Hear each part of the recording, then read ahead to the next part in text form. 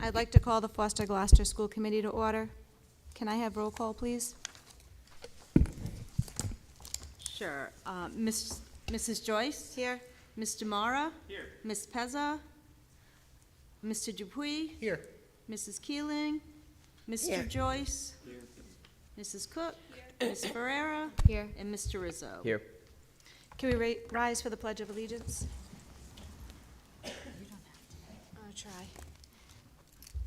I pledge allegiance to the flag of the United States of America and to the republic for which it stands, one nation, under God, indivisible, with liberty and justice for all. Okay, Beth, it's our favorite time. Student and staff recognition. Good evening, everybody. It is an absolute honor, and I'm so excited to introduce to everybody tonight the 2025 undefeated Division III state champion volleyball team.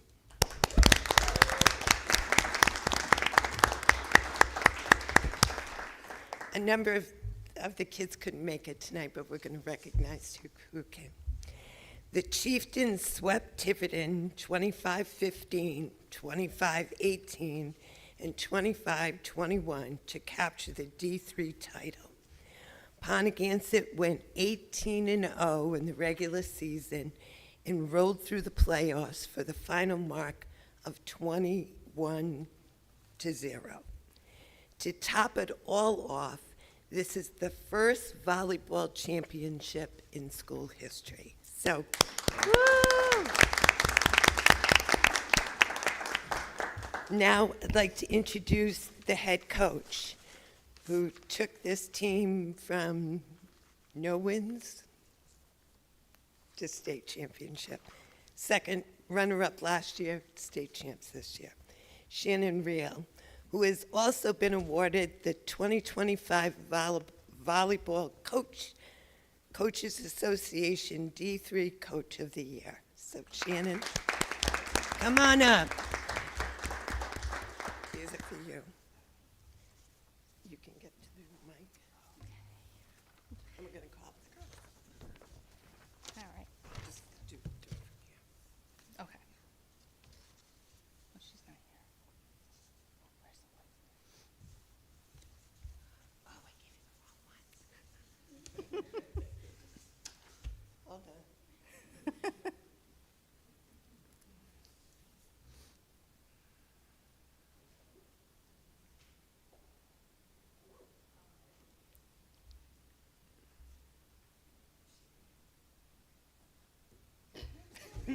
Nice one. It might be a. How did I mess that up?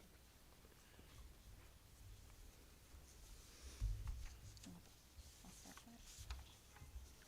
Oh, no, you did so good going through them all. Okay. Stand up. Who are you? Here they are. Here they are. Oh, okay. Amber Shaw.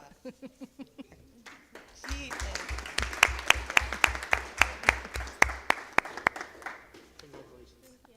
Molly Souza,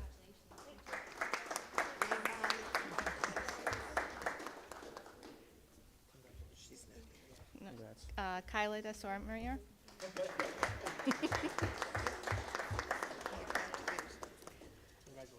Devin Dixon,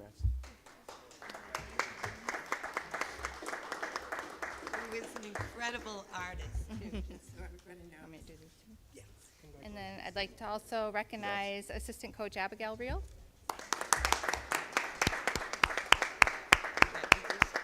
and Assistant Coach Jim McGee. Congrats. See, Thank you very much. Congrats. I still think I butchered her name. no, we don't. Okay. Should I go through These the are line? yours. Oh, okay. Should I go through? I'm going to give these. Cool. Congratulations. Congrats. So it was wonderful for you to come, and you're welcome to stay till 10 o'clock tonight till this meeting's over. But you're also welcome to go, and it won't be considered rude.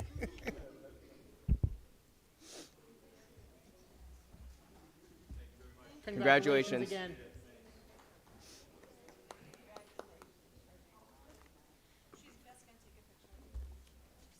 That's our audience.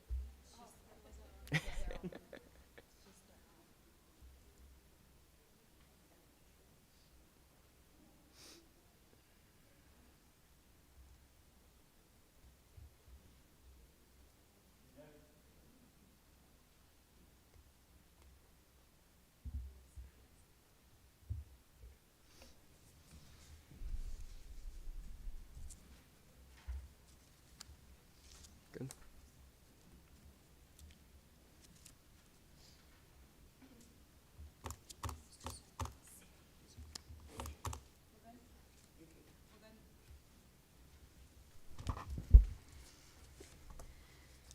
Okay, so we have public comment next. Do they have a sheet to sign in? No, I'm just ready. Okay.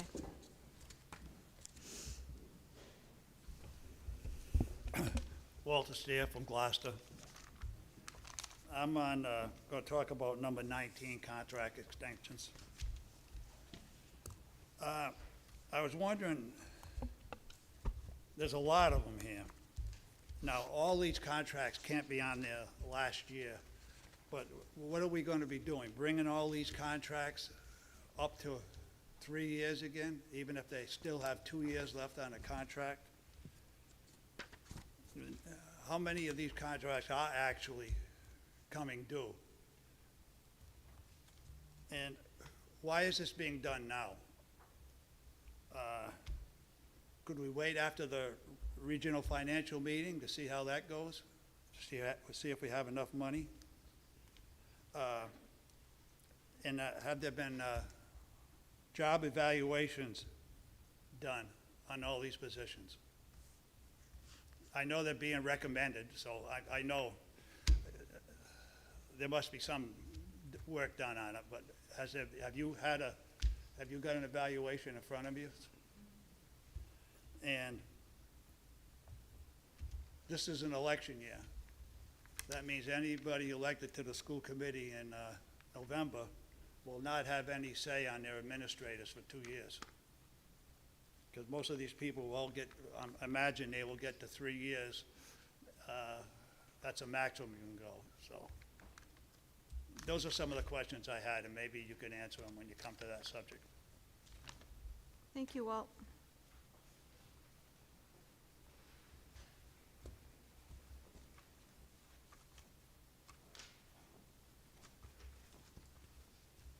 Gary King, Gloucester. Walt left it on for me, good. Yeah, similar questions about these contract extensions. I know you can't answer me, which you probably shouldn't, but it is concerning why you're doing that. You know, if we've got administrators that have got a year left on their contract, which would say be over in June, which is usually the way we did it. That's how we always did it. I don't know, maybe you guys changed the rule. So you would do that extension now so that come June they had somewhere to go. But if their contract isn't up for another 2 years, why don't you wait till next year? That gives you more time to make a informed decision on whether you want to keep the person. Just a thought. My other thing is the underground storage tank. Imagine. That's been brought up for the last 3-4 months. We were told it was grandfathered, right? You're correct. Yeah, you're wrong. I have an update for you later in the meeting. Oh, I'm sure you do. Now, I also know that it was recommended that the fuel tank be on the boiler replacement. That went out, because my bid package is right there. And that went out in May. For June 7th, it had to be in. I think I'm right on that, too. But in that package, says nothing about the oil tank. I know how old that tank is. That's why we were bringing it up. I know how old it is. Well, that's concerning to me, because I believe this committee, as well as the public, was misled about that tank. And then you've got on here that you want to extend the contract to the guy that did that? Just a thought. Thank you. Thank you. Any other public comment? One more item. I'm sorry. You're going to vote on the contract extensions. You don't have a full committee. Okay, thank you. Next is our annual election of co-chair and vice chair. I'd like to make a motion to nominate Eileen Cook for Foster's co-chair. Second. All in favor? Aye. Opposed? Abstentions? One abstention. So 7-0-1.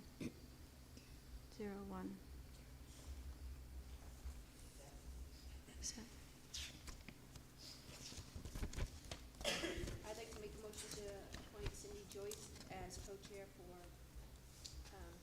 Foster-Glocester Regional School District. Second. All those in favor? Sorry, all those in favor? Aye. Opposed? I'll abstain. I'd like to make a motion to nominate Aaron Dupuy as vice chair. Second.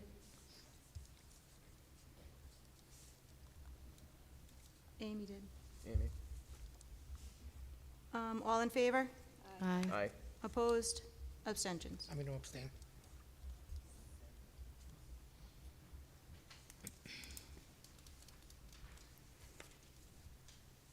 Do I have a motion for the annual appointment of the clerk? Madam Chair, I make a motion to appoint Kyle Fratz as clerk for the Foster-Glocester Regional School Committee. Second. All in favor? Aye. Opposed? Abstentions? 8-0. Appointment or reappointments to subcommittees. In your packet, we have a chart for item 8. If you flip to item 8, you'll see where, I was on wellness. Look at that. So where do you want to begin, with budget? Kyle, should I just go down the, Yeah, I put them in order.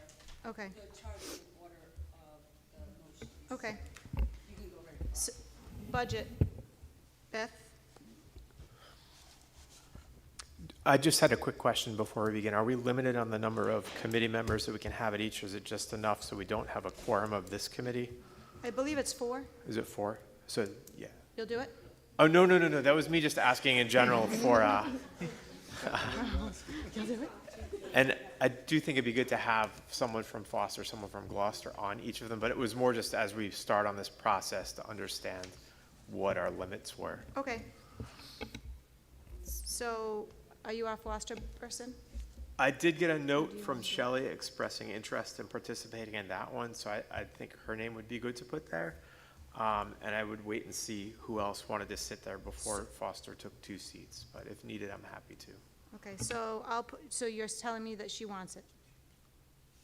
Anybody else want budget? I'll do it. Raylene? And Aaron? Aaron, Beth, Shelley.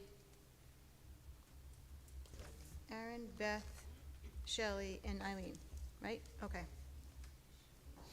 Do we have to approve that, or is that vote? Okay. So, I'll make a motion to put Aaron Dupuy, Beth Keeling, Shelley Pezza, and Eileen Cook to the Budget Subcommittee for 2026. all in favor? Aye. Aye. Opposed? Abstentions? Capital projects. Previously, we had serving Aaron, Beth, Brendan, and Mark. I definitely want to be on Capitol. I would be interested in continuing on that, and Shelley did express interest in that one as well. It was those 2 that she had expressed interest in. She did policy. Beth or Policy's Aaron, do fine. you want to stay on it? I trust your, You do? nope. It's up to you. Do you want to stay on it? I'm good with capital. You don't want capital? No, if someone else wants it, I can, because it would be. Right Shelley. now, I have Beth, Brendan, Mark. And Yeah, then I'll stay on capital then. You want to stay on it? I'll stay on capital. Brendan and Mark. And Shelley did express interest in that one as well. Oh, I thought she wanted policy. No, Oh, capital. I just said that, I thought that's what. Then I can, then if, You'll step down? yep,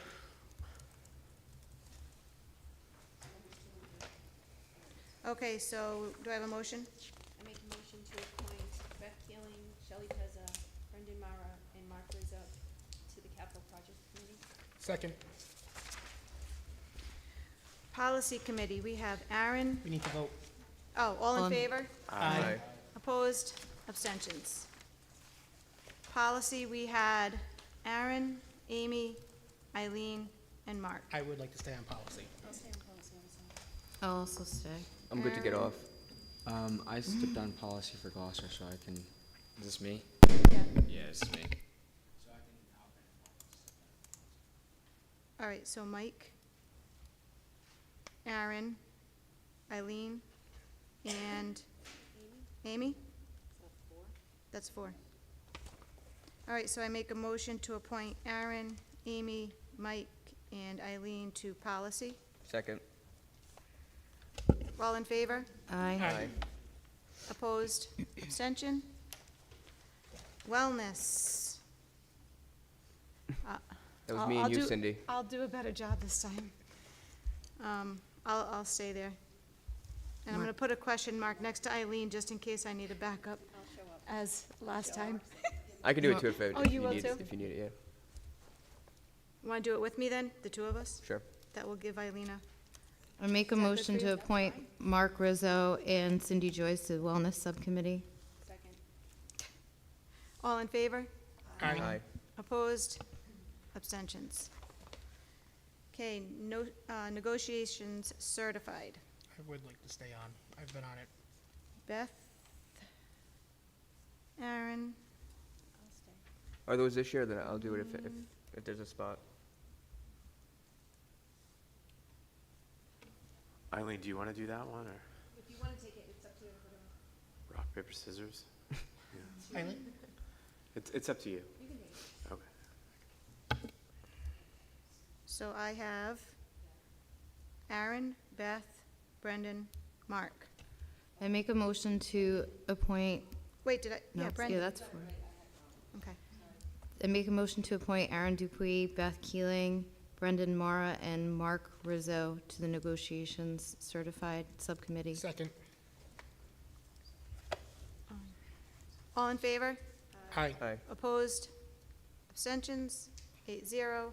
Non-certified negotiations. I would like to stay. Beth and Aaron again. Eileen? Anyone else for non-certified? Okay. Mike? All, do I have a motion? I make a motion to appoint Aaron Dupuy, Beth Keeling, Michael Joyce, and Eileen Cook to Negotiations Non-Certified. Second, All in favor? aye. Aye. Opposed? Abstentions? Approval of meeting minutes for December 9th, 2025. Madam Chair, I make a motion to approve the minutes of the open meeting on December 9th, 2025. Second. Cook. Any discussion? All in favor? Aye. Opposed? I abstain, I was not there. Abstentions? 701. Madam Chair, I make a motion to approve the minutes of the executive session meeting on December 9th, 2025. Second. Any discussion? All in favor? Aye. Aye. Opposed? Abstentions? Abstain. Approval of monthly bills? Madam Chair, I make a motion to approve the monthly bills dated December 1st, 2025 to December 31st, 2025 in the amount of $1,389,226.52. Second. Any discussion? All in favor? Aye. Aye. Opposed?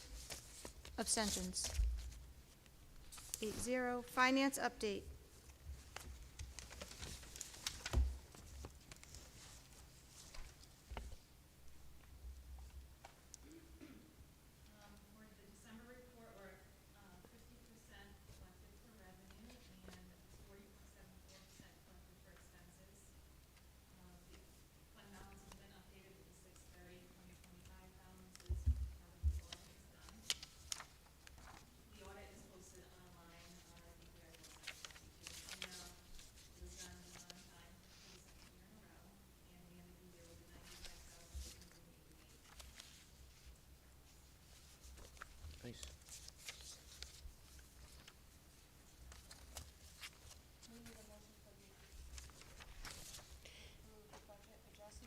I make a motion to approve the fiscal year 26 quarter 2 budget adjustment as presented in the packet. Any discussion? Any discussion? All in favor? Aye. Aye. Opposed? Abstentions?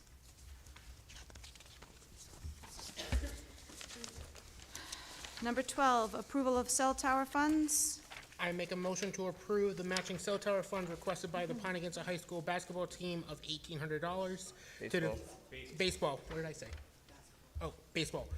To approve the matching cell tower funds requested by the PHS baseball team of $1,800 to defray the cost of bus and hotel as presented in the packet. Any discussion? No. No, unless you want to. Wait, no, no. Okay. All in favor? Aye. Aye. Opposed? Abstentions? Do you want to say anything? No? Thank you. Sorry. Sorry. Do you guys get to go? Chaperones? You don't want to drive to Cooperstown? Oh, come on. Where's the fun? It's fun, though. She's all set. All set. Eh, that's not bad, though. I'm going to Syracuse in a couple Good. months anyway. Well, I wish them luck. Driving out there. You want to stay? Of course. Obviously, yeah. We're going to move on to the superintendent's report. Good? Good.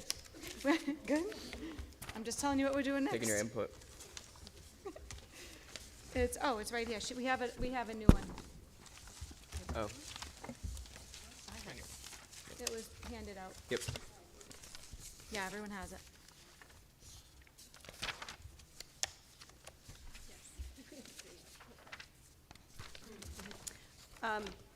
So we have 3 appointments. Jennifer Nardelli is appointed to a confidential financial analyst position. You approved that at the last school committee meeting.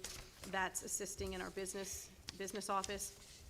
Rebecca Iannicelli is the special ed coordinator. If you remember, you approved that position. And I'll speak a little bit about her, and then I'll remind you where that position came from. So Becky has, over 20, I think 5 or so years, 20-something years in education, and Brendan, you're nodding. She's been a special educator. She worked 1 year, I believe, in the Gloucester Elementary Schools, and then the rest of her career was at Captain Isaac Payne. So she comes to us from Foster, which is just a wonderful addition to the Foster-Glocester family when you have someone who already knows the students.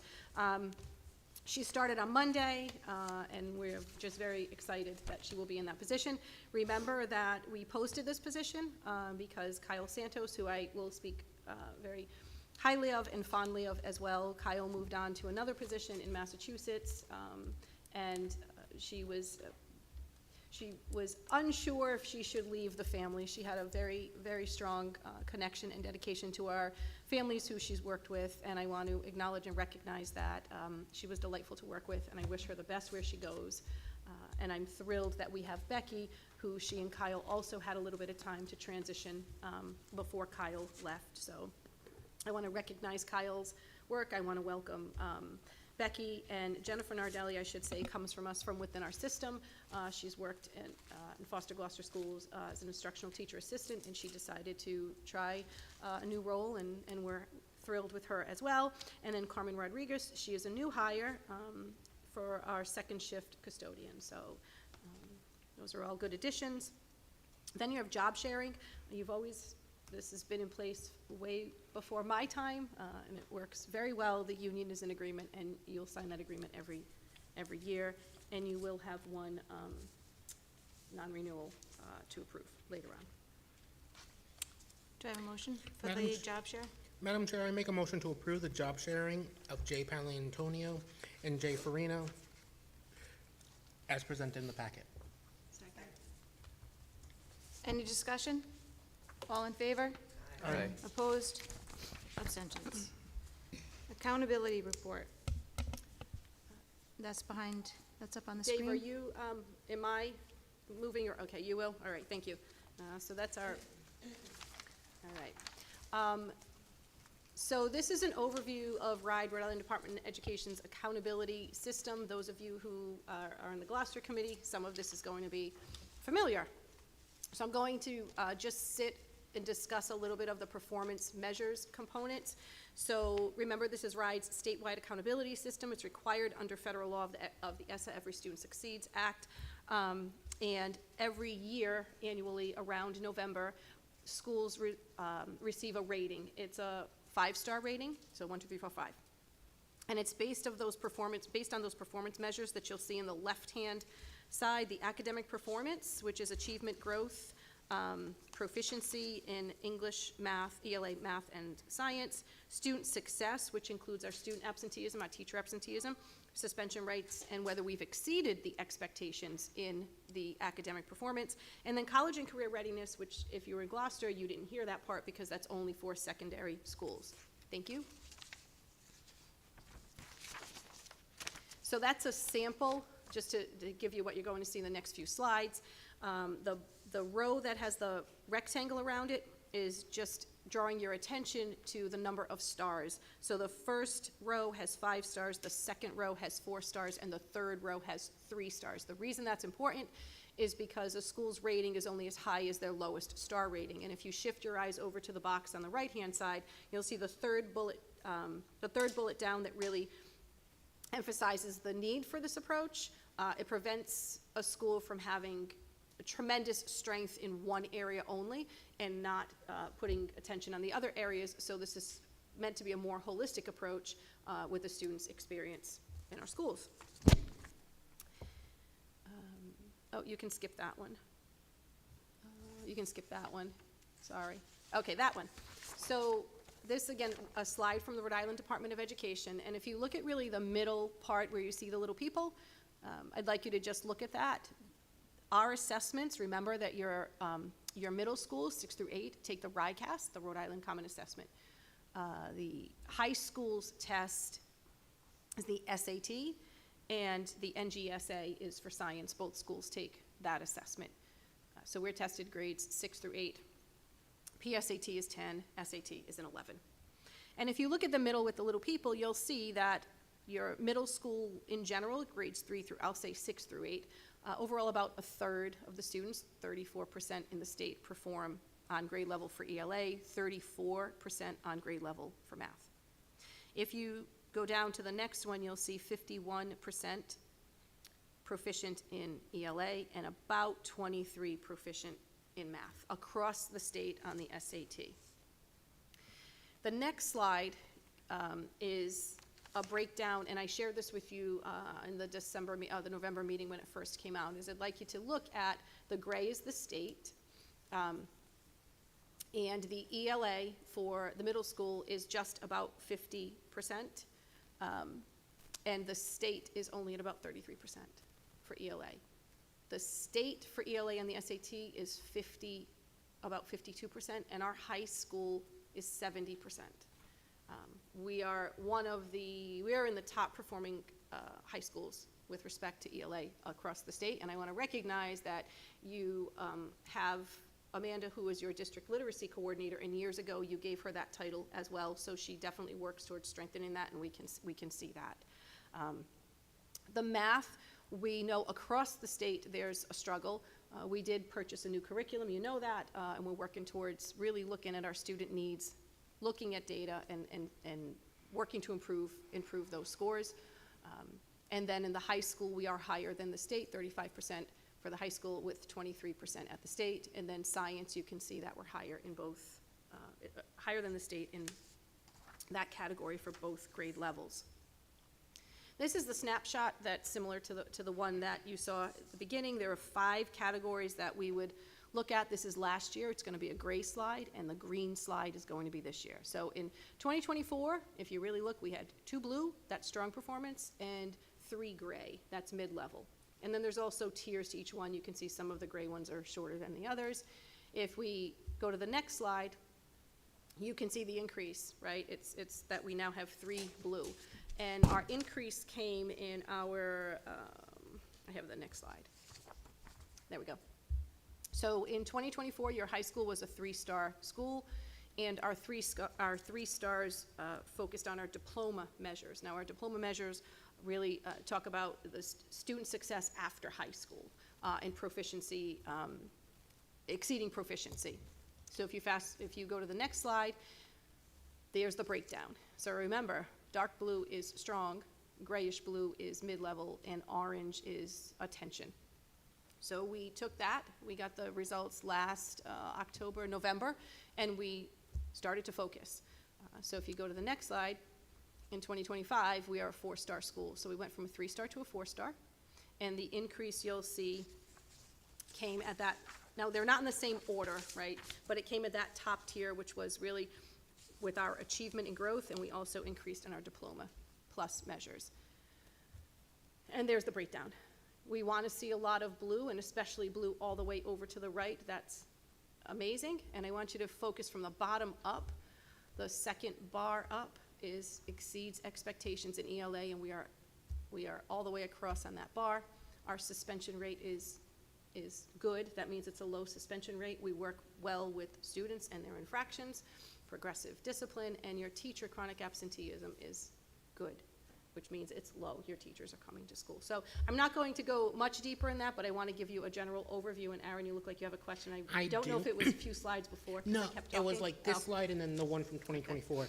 If you can just give me a breakdown, like what does exactly Commissioner's Seal mean? Because I know that we had in 2024, it was orange, and then this year went up to Yeah. gray. What is considered Commissioner's So Seal? so some of the breakdown is on the front over there. The commissioner's seals include the seal in biliteracy, so students, if they are proficient in ELA, and they'll take like the Spanish test, and they can be proficient on the PSAT or the SAT to count in that.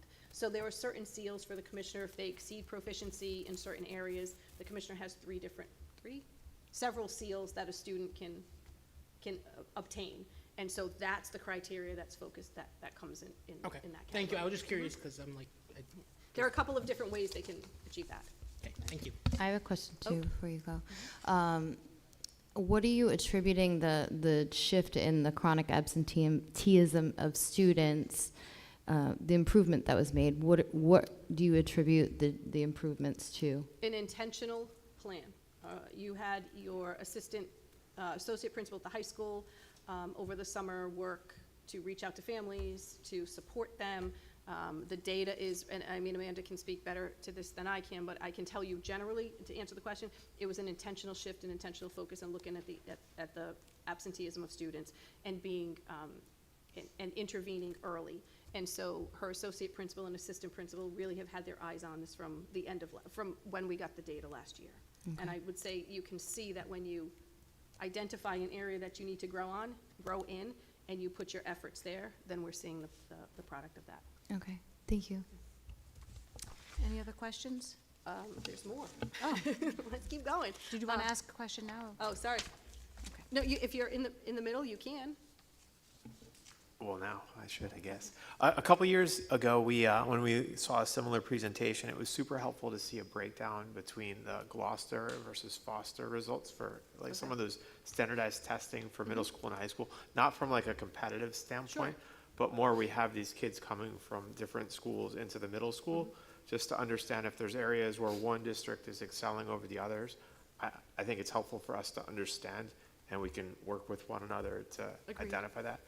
If we could get that, I think it would be really beneficial. Ideally, they're equal, but if they're not, it'd be nice to know At and least at kind the of get our middle heads school. around why. Yeah.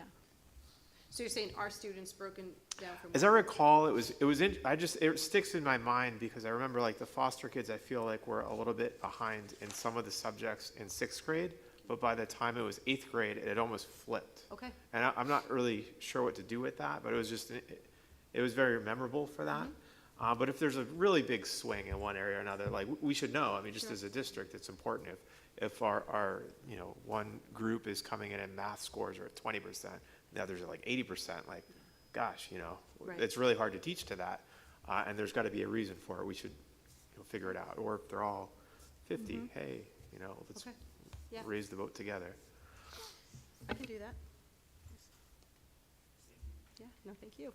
Okay, and then we shift to the next one. So this is Gray of Pontiac Middle School. Last year was a 3-star, but Pontiac Middle School had a student support, a group of students that were considered TSI, Targeted Support for Intervention. I'm not going to reveal what group of students that was, because that would be confidential, but when you notice that they went from a 3-star to a 3-star, you have to understand that that targeted group made progress, so they're no longer a targeted group. So you might not see it in the star rating, which you won't, because this is a 3. Dave, can you switch to the next one? They're still a 3, but that targeted group made the growth and the progress that we needed. And that's a form of progress, and we want to recognize and acknowledge that. So if you go to the next screen, their target last year, I can't see from there, so I have it in front of me.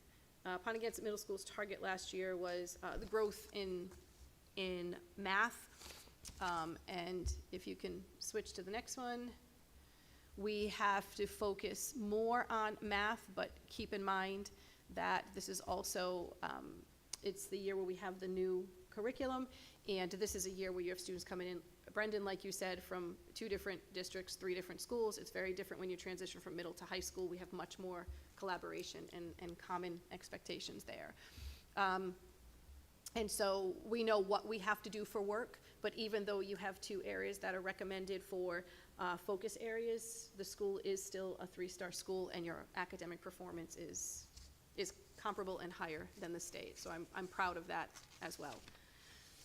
And then the summary and next steps, we will continue to implement the math curriculum, which is new this year, a lot of 6 through 12 work, continue participation in open science ed through RIDE.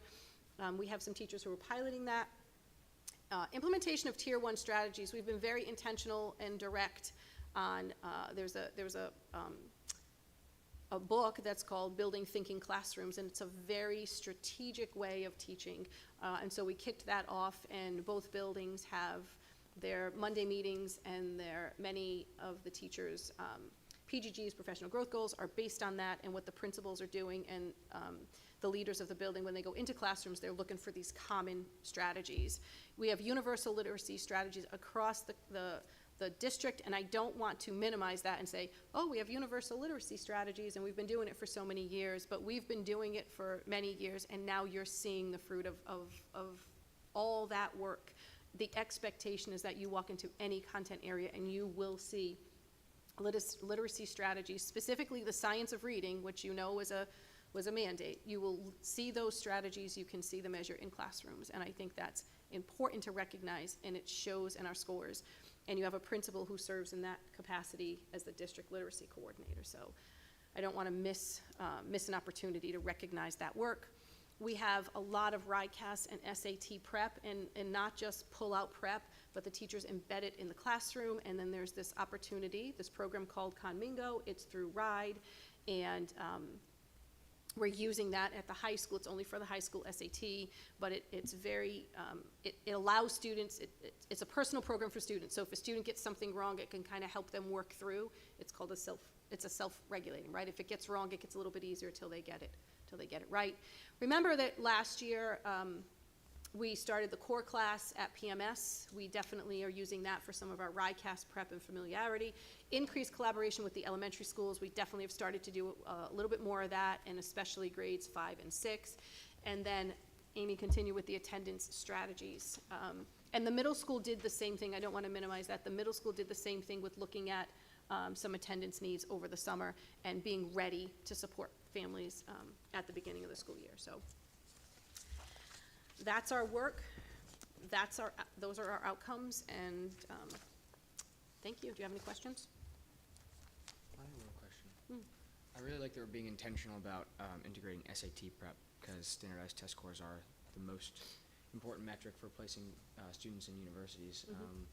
Given that across the board, I mean, even looking back to the elementary schools, we're performing so much better in science than math, have we looked at all at the ACT or offering that to students? Because I know that weights science much more heavily, and so if a larger proportion of our students are overperforming in science, they might overperform in the ACT relative to the SAT. So that's a good question. We have to, the state assessment is our SAT, right? So we definitely have the practice there. I will say in my years here in at Pontiac, the opportunities, the way counselors speak with students about ACT is much more open than it was before. It's not SAT, SAT, SAT. I find that they're having very intentional conversations with students based on their interests and maybe saying to the student, you should take the ACT because, but the only performance you're going to see is SAT because that's our state assessment. But I can't speak to maybe the last 3.5 years because I haven't been in the school, but I know when I was principal 3-4 years ago, we were definitely moving more towards that. And that's the counselors knowing the students, which I think is a plus. I don't have data to support how many students take the SAT. If you wanted that, I probably could get that from our counselors. Thank you.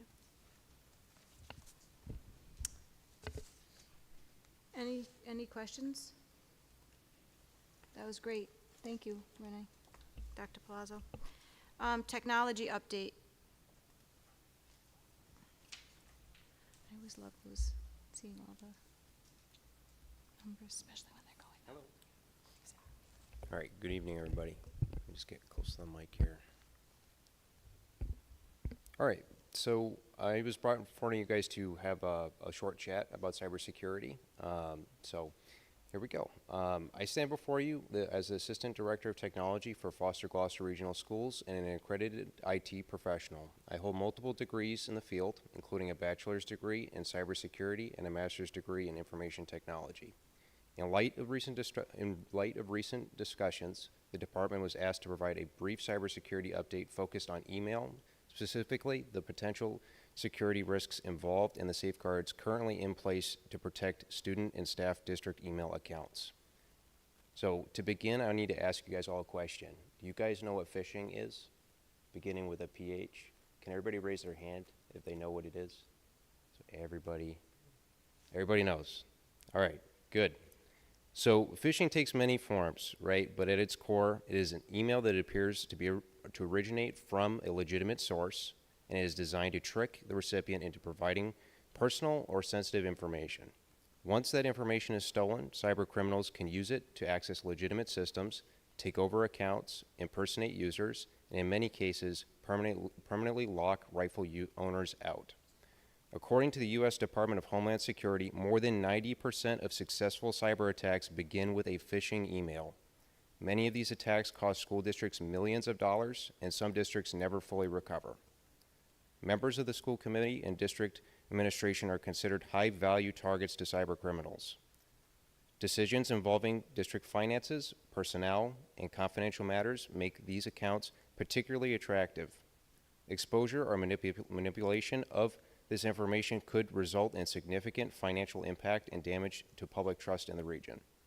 This leads me to talking about the security benefits of using a district-issued email account. District-provided email accounts offer protections that do not exist with personal email services. One key benefit is a centralized monitoring, alerting, and rapid response. The technology department actively monitors for phishing attempts and emerging threats when a malicious email is identified. Staff can be alerted immediately, and in many cases, the message can be removed from inboxes before harm occurs. Additionally, all district email communications are securely logged and retained for extended periods of time without consuming space in personal Google, Dropbox, iCloud, or Yahoo accounts. I bet everyone here can probably raise their hand they've had their account run out of space because of email, right? This approach ensures accountability, visibility, and support while allowing staff to rely on a dedicated team of security professionals who can respond in real time. Another important safeguard is the enforcement of multi-factor authentication, or MFA. Passwords alone are no longer sufficient for protection. MFA requires a second form of verification, typically a mobile device, before access is granted. This is the same security standard used by banks, insurance companies, and many other institutions. Using a district-issued email account ensures that MFA is enabled and properly enforced. If access issues occur, such as a lost phone or account lockout, support is available to securely restore access without unnecessary delay. Finally, all district email accounts originate from the official domain fgschools.com. This is a critical security control. It ensures that when all email is received from a district staff member, the sender is authenticated through a secure district account. No outside individual can legitimately send email as a district user within this domain. Email impersonation remains one of the most common and effective attack methods used against school districts. While display names can easily be falsified, the district domain cannot. Staff are trained to recognize the fgschools.com domain as a key indicator of legitimate communication. The goal of our technology department is to reduce cybersecurity risk across the district. Constant use of district-issued email accounts allow for stronger protections, faster response, and a greater assurance as schools nationwide continue to face increasing cybersecurity threats. I'm going to continue here. Using a district email doesn't make you a target, it makes you protected when targeting happens. School districts are targeted regardless of what email platform individuals use. The difference is visibility and control. When district email is used, activity is monitored, suspicious behavior is flagged, and attacks can be stopped quickly. When personal email is used, none of these protections exist. So while schools are a higher priority target, district emails allows the risk to be actively managed, detected, and responded to. Personal email removes all those safeguards entirely and leaves individuals isolated if something goes wrong. Thank you for the committee's time, and Dave and myself will be available to answer any questions. Any questions? Oh, where was this agenda item last month? I mean, talking about the This is emails. a- Yeah, I think it's a byproduct Well, of it. that would have been great last month. That would have held off all the conversation. Yeah, it's a result of that. Oh, okay. It is. Okay. So I had some questions for you. I think everything that you stated with regards to email makes perfect sense, 100%. My concern is more with the data storage. So we receive all of these pieces of information, whether it's on our phone, device, whatever it may be. The district has no control over what we do once we download that file onto a personal device. Correct. And that's, I think, where the real soft spot lies in what we're doing. The same thing applies to those who have these paper files. You know, we leave here, and some of us who've been on this committee for a while probably have stacks of the paper files that are taller than themselves. And I think that's something that as a district we really need to study, is how we handle that. And that's something I would really look for you guys to weigh in on, and I'm happy to abide by whatever the recommendations are. But the point with email is solid. But I think, as you know, like once I receive that, I do not have a district device, nor do I want one, frankly. I have enough devices as it is. But if we're to be downloading those files onto an FG Schools OneDrive, whatever that looks like, whatever that data storage is, I think is something that we really need to think strongly about, because how everyone handles that is very different. So I may have my FG Schools email that I use here and email from here. I download that file onto my hard drive or wherever I may store it, whether it's OneDrive, cloud storage. And then if I'm using for personal use or my work use, whatever it may be, another email, I am now exposing that data, or people here are exposing that data to whomever may have access to that other email. You know, there's still a Understood. soft spot that I think we need to look at. No, I 100% agree, Brendan, with that. And the other part I would say is I think it would be useful, not specifically a policy per se, but perhaps a best practices guide from our IT department on how to handle not just the paper information, but correspondence, the email, and whatever it may be for the electronic file storage, which I'm a huge proponent of. I mean, like I said, I think it's easy for me personally to go back and look for past information because I have access to it here. But I mean, we can do all the stuff we want with email, and I think we should. I mean, I get phishing emails all the time from folks who are, using emails from here. Oh, you need to call me right away. I'm like, okay, sure. And I'm sure you guys do too, because all of our emails are out there in the ether, and there's all sorts of ways that folks who wish ill upon the district and schools in general will get that information and look for it. But it's really, it's that file once it's out of our control, what we do with it. I know with the students and staff here, you do have more control because it's on the network and likely. Yes. But I think that's the weak spot that we need to really think hard about, especially with some of the more sensitive confidential data that we do receive electronically. And I don't think the paper copy is specifically foolproof either. But Yeah, it is a very hard piece to manage specifically, without issuing district-level machines and having that level of control. I mean, in development of policy, and I think just giving everybody a little education and developing that policy to build a framework is a really great idea, Brendan. We totally would be game for that. Even like USB devices, that's something that we're trained at work now, is like we're no longer allowed to use any sort of USB or portable storage device. Yes. Because that's like one of the number one ways that big no-no. all of the malware is entering the larger corporations. They've moved past emails. It's just here's a free USB drive, and boom, all of a sudden it's your entire company's held ransom. Stuff like that. I would welcome the conversation. I know we have our workshop coming up, or maybe a future meeting, and I'm sure others would as well. Sure. All right, I'm going to hand it over to Dave, but 100%, Brendan, in agreement with you. Yeah, we'll definitely discuss this a little bit further in the workshop, and it is scheduled for a line item in there. Thank you. Perfect. Well, I was just about to state, and I'll say this again on Saturday, but I know in terms of like my work, because I deal with a bunch of sensitive information and everything else, we actually password protect our files in terms of if they have like the PII or whatever, and have like, a standard password that only us know, so like it's password protected. I'm sure we can do that with our PDFs for our, once we receive them, we can have a password protected, because that's another layer of security that, hey, it's one of those easy passwords that only we know. It's one of those like like national password or whatever, like that's what we use at our work anyway, in order to. Well, it's not that, but it also, we change it also every like month or so.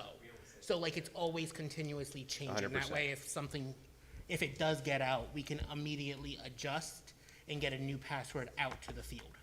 These are all great conversations. I think, again, our first step is proper email communication and agreement, getting everyone set up with 2FA. Dave's going to speak more on that and work with you guys on Saturday. And then we can kind of move forward and develop framework that's security conscious. So this sounds really good. Perfect. Thank you. Thank you. Yep, thank you. Anything else? Any other questions? Do we ever do shredding here? Yes, thank you. Can I we agree with bring, that point. like, I am happy to bring piles of old agendas that are now threatening lives in my home, in to have them shredded, because I honestly don't know what to do with them after a while. Yeah. The bonfire. I agree. I'm glad you brought that up. I know it's kind of quite the extension of the topic, but I'm glad you brought that Yeah. up. Oh, yeah, sorry if I, yeah. Okay, anything else? Thank you. I appreciate it. I'm the next Now we have the approval of the, Madam yeah, Chair- he is. He's next right now. Approval of the grant, his eSport grant. Madam Chair, I make a motion to approve the $2,500 grant from the ACT Foundation for esports as presented in the packet. Second. Any discussion? All in favor? Aye. Opposed? Abstentions. Congratulations. Congratulations. Congratulations. Can you stay? Yep. Okay. So each year, the National Federation of State High School Associations recognizes coaches and officials around the country for their outstanding service and unselfish devotion to interscholastic athletics.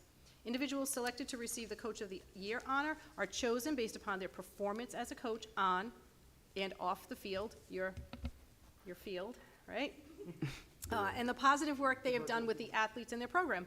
Nominees for the Official of the Year award must exemplify the highest standards of ethical conduct, moral character, and carry the endorsement of your respective high school.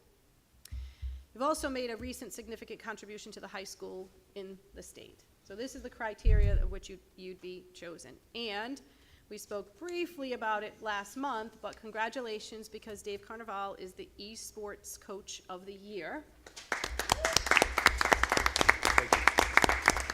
And I want to go a little bit further and say that NFHS has recognized that esports in high school is rapidly growing.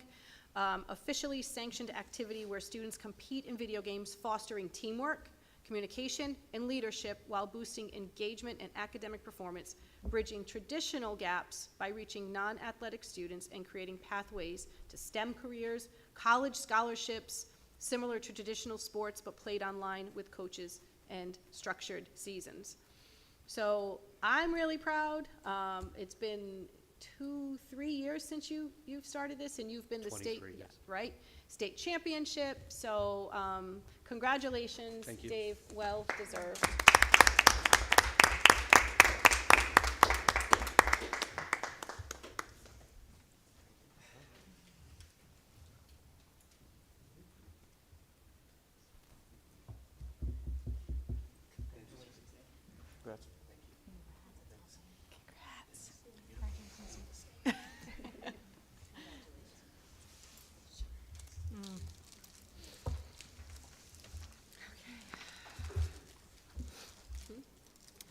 Okay, so number 15 is facilities update.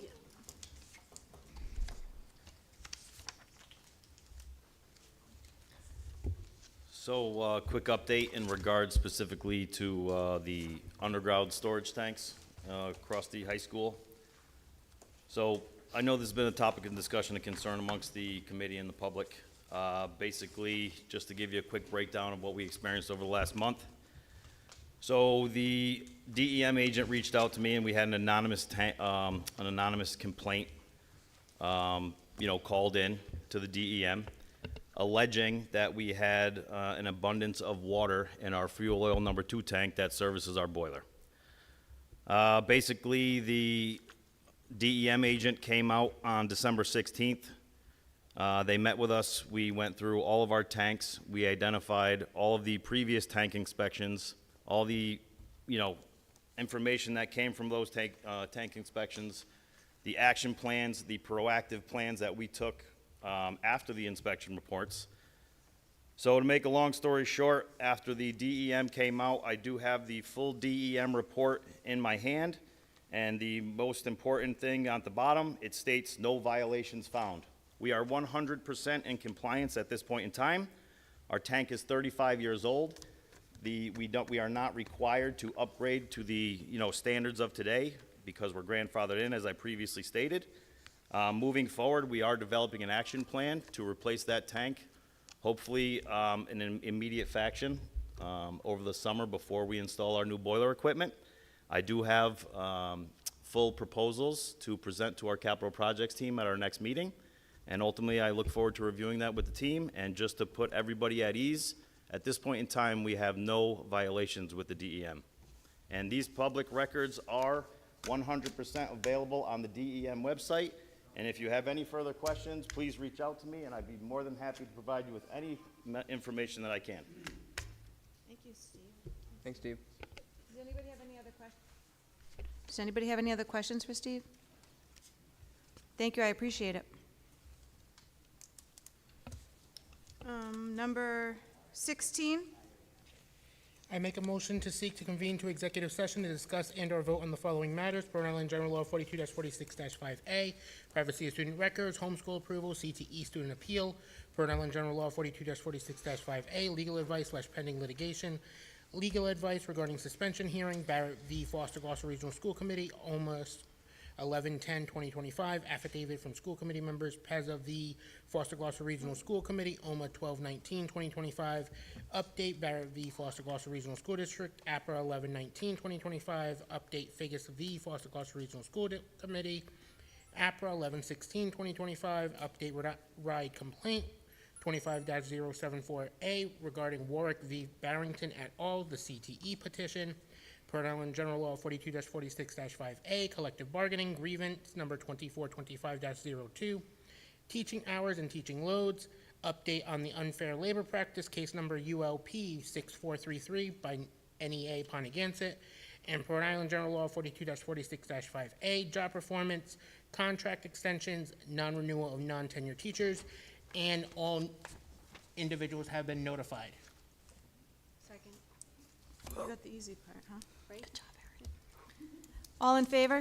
Aye. Opposed, abstentions, 8-0. We'll be in here for a while.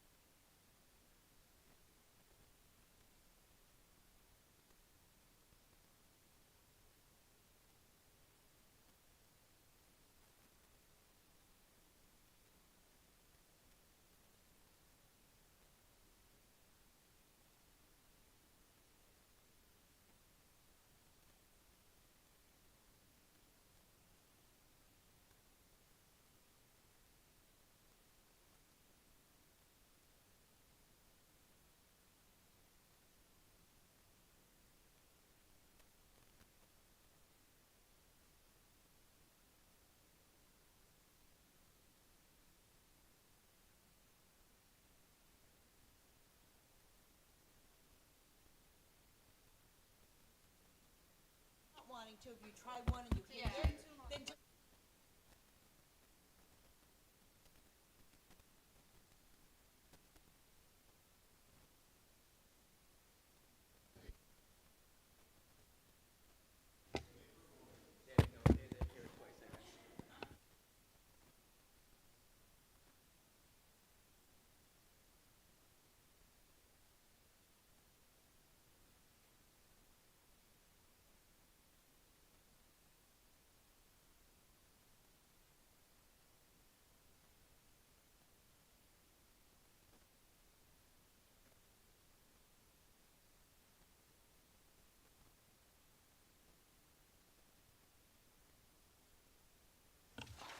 Sorry.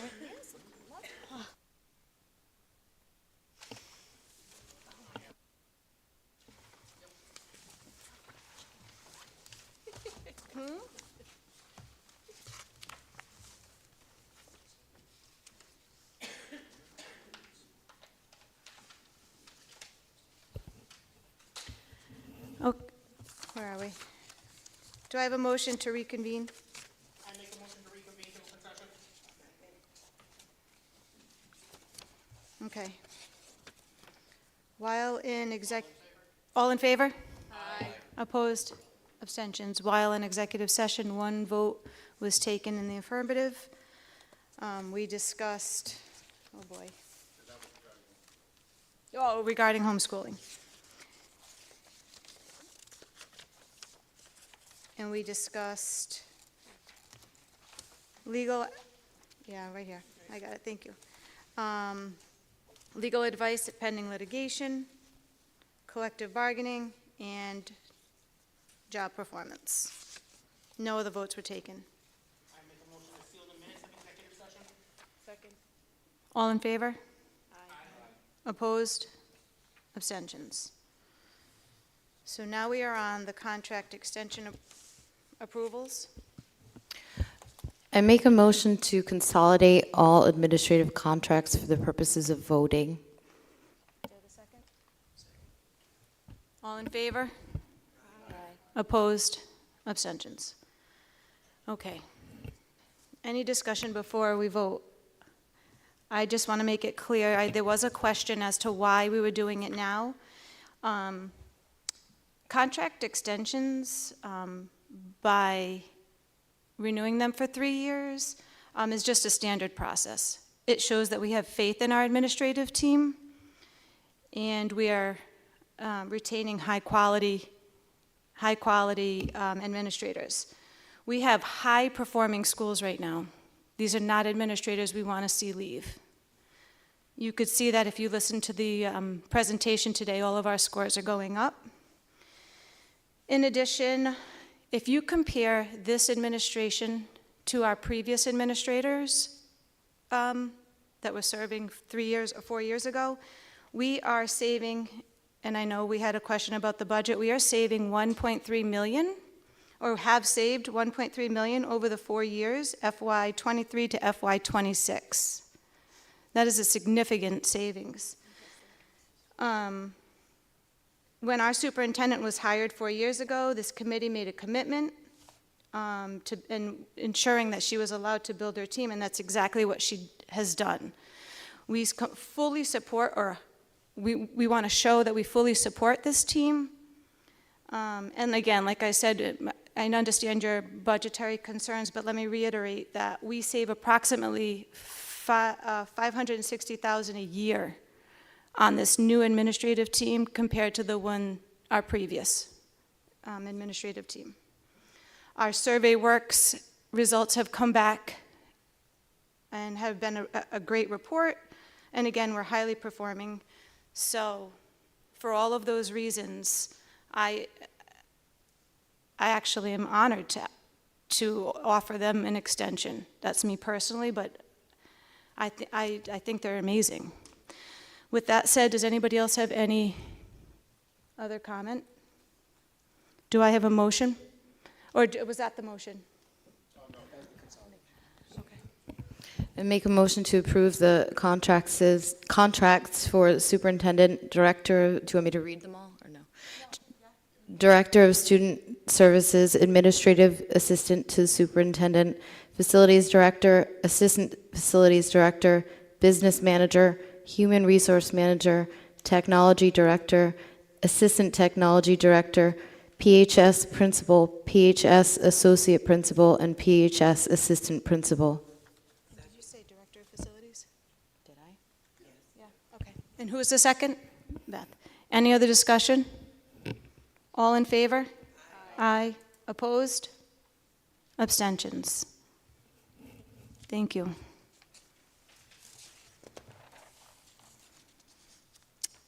We are now on to number 20, approval of the non-renewal of non-tenured teachers. Madam Chair, I make a motion to approve the non-renewals of the non-tenured teachers. Do I have a second? All in favor? Aye. Opposed? Abstentions? Number 21, we again have public comment on open agenda items available for you.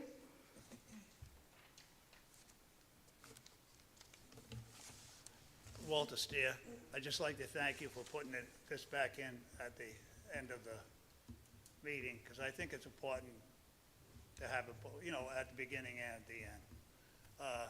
Also, I know you're worried about security and stuff. If you want a bunch of old packets, I have a bunch in my house, but you better bring a pickup truck over. Eileen just said she uses them to heat her home and burns them, so. What? Burn them, you can burn them. Throw them in my wood stove. I heat my house. Might be on fire at the end But of the school year. you can't bring them. We will shred them. Yeah. Yeah, I know. I can't carry too much at a time now. I have to make a lot of trips. No, that's all I have. Thank you all.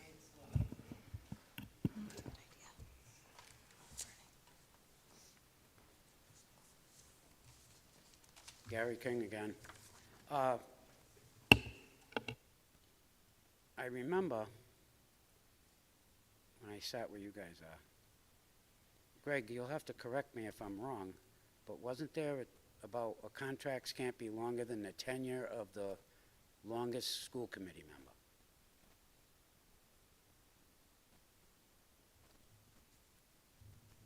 Am I wrong?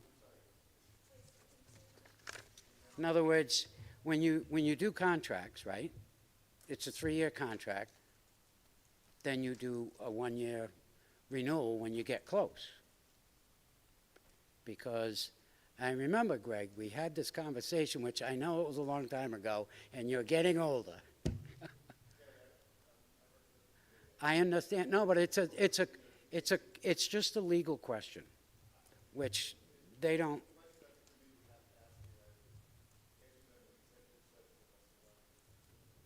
Okay, so anyway, it was always our practice. We never extended a contract past the longest committee member's tenure. So it's a 3-year contract. When it comes up, you do a 1-year extension.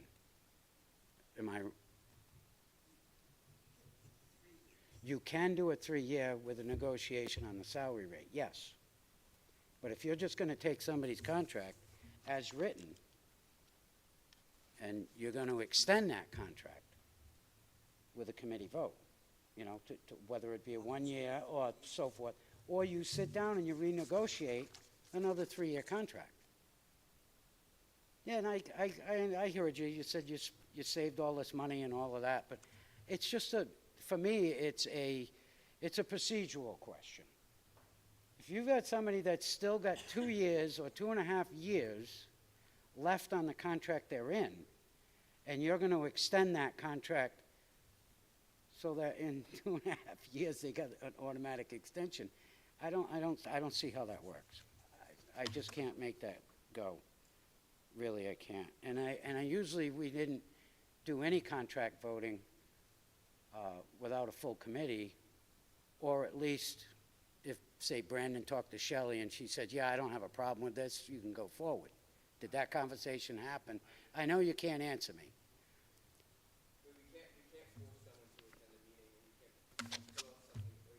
Well, this isn't a normally scheduled meeting, so that wouldn't be forcing somebody to show up. But you can't. Speak, not ours. I get it. So I'll keep my mouth shut. So I'll have to take it. but I won't. Good evening. Thank you. That's it.